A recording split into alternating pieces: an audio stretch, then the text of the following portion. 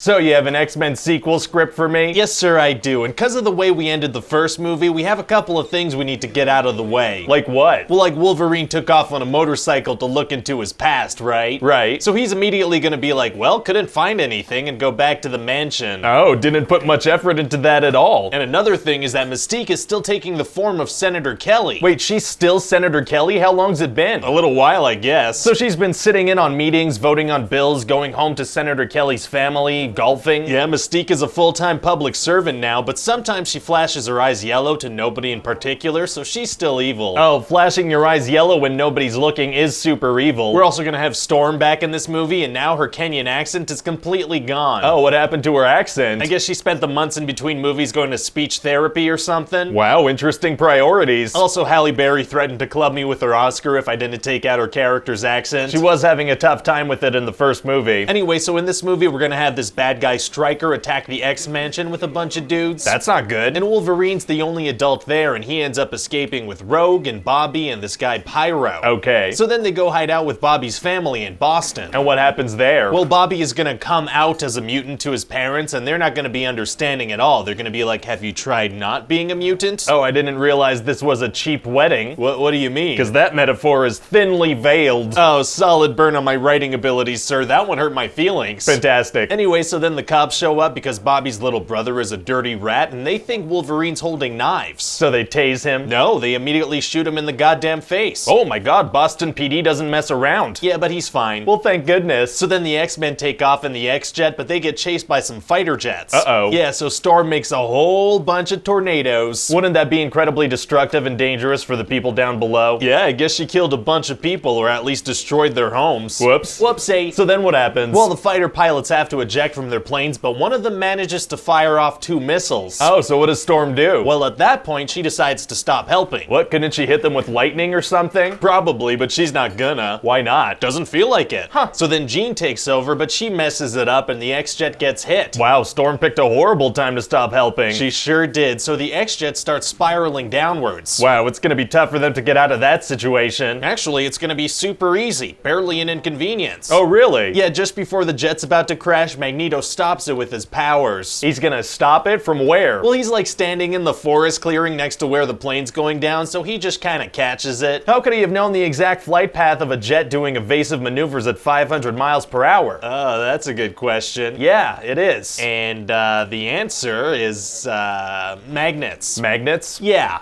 magnets. Well, that works for me. Oh, thank God. He is Magneto after all. He sure is. And what else happens in the movie? Well, Wolverine's whole thing in this movie is about wanting to find out about his past, right? Okay. And so he's gonna find out that Stryker was the one who injected him with adamantium. Wow, and what does Wolverine do with that information? Absolutely nothing. Huh. And then Stryker's gonna use his own son Jason to control Professor X and Cerebro and try to kill all the mutants in the world. Oh boy. Yeah, but Magneto's gonna stop him and be like, hey, kill all the humans instead, okay? So what happens with the humans? Well, Professor X starts to do his thing, so all the humans in the world kind of freeze up and have these crazy pain seizures. Wow, so we're actually gonna have Professor X kill a bunch of people? That's dark. No, he's not gonna kill anyone. They're just gonna kind of freeze up in pain. But what about the humans that are driving on the freeway or piloting planes or in the middle of surgery? Wouldn't they all die? Right.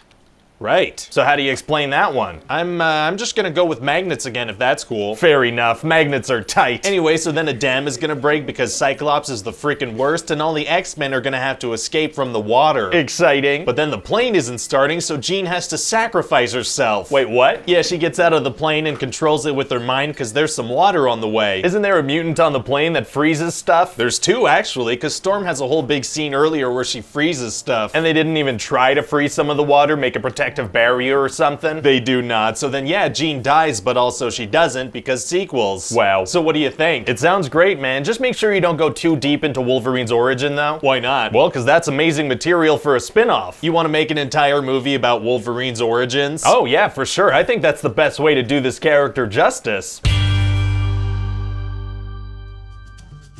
Hey guys, it's Ryan here. Hope you enjoyed that pitch meeting. If you did like it, we have a lot more of these on the channel. And you can let me know in the comment section what other movies you'd like to see these pitches for. Don't forget to like and subscribe and all those things. Maybe share it on Facebook and Twitter. And as always, check back soon for a new pitch. Bye bye.